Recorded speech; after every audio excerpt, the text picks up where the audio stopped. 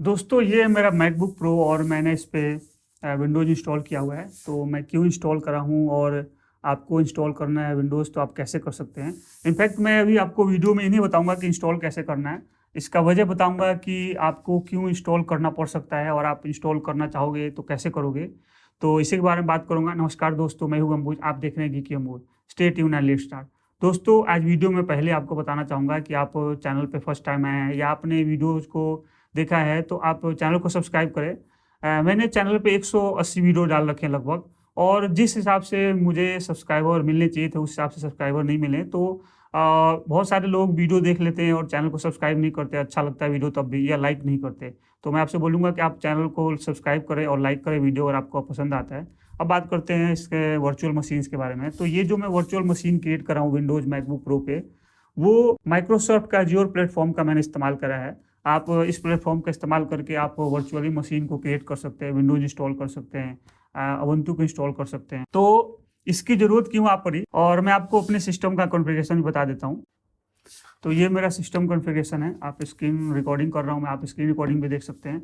तो अभी मेरा जो सिस्टम है वो हायर एंड का नहीं है। मैंने 2 दिन पहले भी सिस्टम में असाइन करा था। उसमें हायर एंड का सीपीयू और हायर एंड का जीपीयू को कॉन्फ़िगर करा था, उसको डिस्ट्रॉय कर दिया था। क्योंकि मुझे कुछ प्रोजेक्ट्स करने थे और उस प्रोजेक्ट्स में मुझे आफ्टर इफ़ेक्ट्स या और प्रीमियर प्रो की ज़रूरत थी।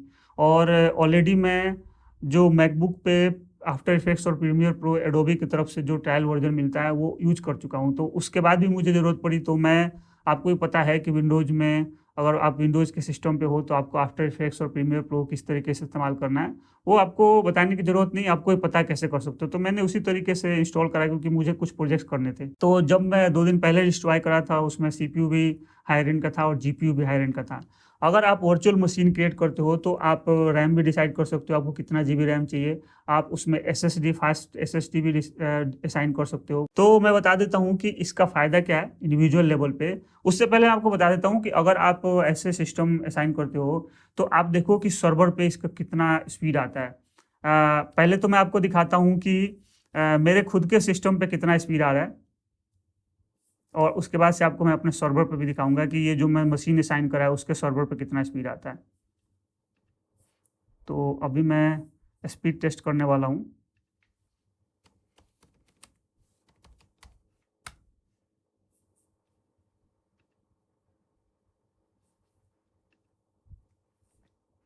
तो अभी जो आप देखोगे स्पीड, वो मेरे खुद का जो वाईफ़ाई का है उसका स्पीड है। मैंने 40 एमबी का प्लान ले रखा है, लगभग 40 एमबीपीएस का स्पीड आ रहा है।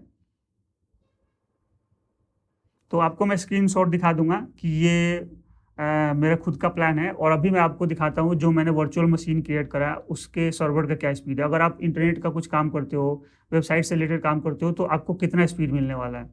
तो लगभग 40 एमबीपीएस का स्पीड मिल रहा है मुझे मेरे खुद के वाईफ़ाई पे, और 38 देखते हैं पूरा कितना आता है। 38-39 के आसपास मुझे अपलोड स्पीड मिला है। डाउनलोड स्पीड 40 है और 39.47 है अपलोड स्पीड है।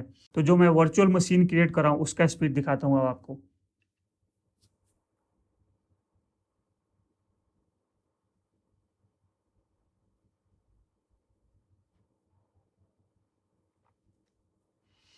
आप देखो 2600 एमबीपीएस का स्पीड आ रहा है। मेरा खुद का जो वाईफ़ाई का रियल स्पीड है वो 40 एमबी के आसपास का है, और यहाँ पे देखो 2500-2600 तक का स्पीड गया था। तो सर्वर पे जो इंटरनेट का स्पीड है, सर्वर का स्पीड है इतना है। तो अगर आप इस पे इंटरनेट का काम करते हो, कुछ चीज़ें करते हो, तो इतना स्पीड आपको मिलने वाला। आप देखो 260, ये 2233 डाउनलोड स्पीड है और 260 एमबीपीएस मिल रहा है आपको अपलोड स्पीड। तो ये काफ़ी ज़्यादा है, मतलब नॉर्मल यूसेज के लिए। मैंने इतना स्पीड तो कभी यूज़ नहीं करा है, लेकिन सर्वर पे मैंने यूज़ किया, कुछ काम किया तो। तो अब आपको बताता हूँ कि इसका फ़ायदा क्या है, कि अगर आप इंडिविजुअल लेवल पे यूज़ करते हो तो आपको क्या फ़ायदा है। तो सपोज़ करो कि आपके पास आपको ग्राफ़िक्स से रिलेटेड, वीडियो एडिटिंग से रिलेटेड काम आता है, लेकिन आपके पास ऐसा सिस्टम नहीं है जिससे कि आप उस पे काम कर सको। और आपको कुछ ऐसे प्रोजेक्ट मिले हुए हैं, फ्रीलांसिंग के काम मिले हुए हैं जिसमें आपको मतलब वीडियो एडिटिंग से रिलेटेड जो सिस्टम्स होते हैं उसकी रिक्वायरमेंट है, और आप कहीं से अरेंज नहीं कर पा रहे हो। तो वैसे केसेज़ में आप अपने बेसिक लैपटॉप पे भी वर्चुअल मशीन क्रिएट करके, और वर्चुअल मशीन क्रिएट करना है तो जिस तरीके के एडिटिंग लैपटॉप्स या कंप्यूटर्स को जिस तरीके के सिस्टम की रिक्वायरमेंट होती है, उसी तरीके का सिस्टम आप क्रिएट करना है, और आप आराम से वीडियो एडिटिंग या ग्राफिक्स रिलेटेड काम कर सकते हो। तो मैंने ऐसे ही करा था, प्रीमियर प्रो यूज करा, इस पर मैंने काम किया, अच्छे से किया।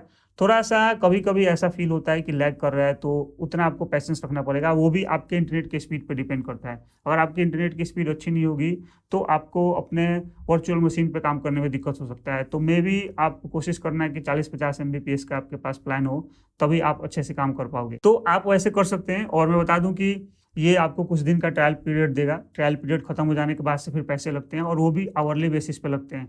तो मैंने अभी जो सिस्टम क्रिएट करा है उसका प्राइस है लगभग 30 रुपये के 30 रुपये पर घंटे के हिसाब से।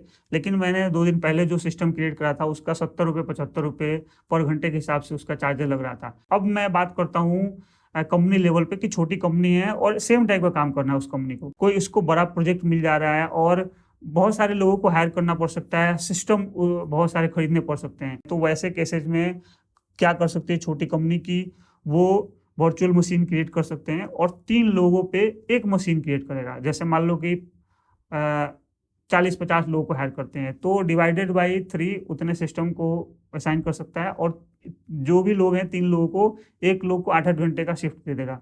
हो सकता है किसी को रात में भी काम करना पड़े, किसी को दिन में भी काम करना पड़े। तो 8 घंटे का शिफ्ट करके वो बंदा, जो पहला बंदा उसको लॉग आउट करेगा, दूसरा वाला बंदा लॉग इन कर लेगा। फिर दूसरा जब लॉग आउट करेगा तो तीसरा बंदा लॉग इन कर लेगा। और फायदा इस बात का है कि कुछ लोग हो सकता है कि वर्क फ्रॉम होम कर रहे होंगे, तो वर्क फ्रॉम होम कर रहे हैं, वहां से लॉग आउट करते हैं, दूसरा बंदा अपने घर से लॉग इन कर लेगा, तीसरा बंदा हो सकता है अपने घर से लॉग इन कर ले, या आप ऑफिस में बैठ के वहां से लॉग इन कर सकते हैं। तो क्या है कि फिजिकल मशीन ट्रेवल नहीं कर रहा है, आप नॉर्मल लैपटॉप पे ही आप एक सर्वर को एक्सेस करो, वहाँ पे फिजिकली मशीन अवेलेबल है, बस आपको जो वहाँ से एक उसका स्क्रीन का आपको रिकॉर्डिंग आपके पास मिल रहा है, आप जो भी करोगे वहाँ पे आपके वो फिजिकली उस सिस्टम पे होता है। आप यहाँ से वर्चुअली एक्सेस करोगे, लेकिन वो भी जो एक्टिविटी हो रहा है उस सिस्टम पे, सर्वर पे होता है। तो दोस्तों, उम्मीद करता हूँ आपको वीडियो पसंद आया होगा। उसके बाद भी कोई एडिशनल इन्फॉर्मेशन चाहते हैं तो आप कमेंट बॉक्स में कमेंट करना, मैं आपके कमेंट का जरूर रिप्लाई करूंगा। अगर ये वीडियो अच्छा लगा तो लाइक करें, शेयर करें, और चैनल पे फर्स्ट टाइम आए तो सब्सक्राइब भी करें। Thanks for watching this and have a nice day.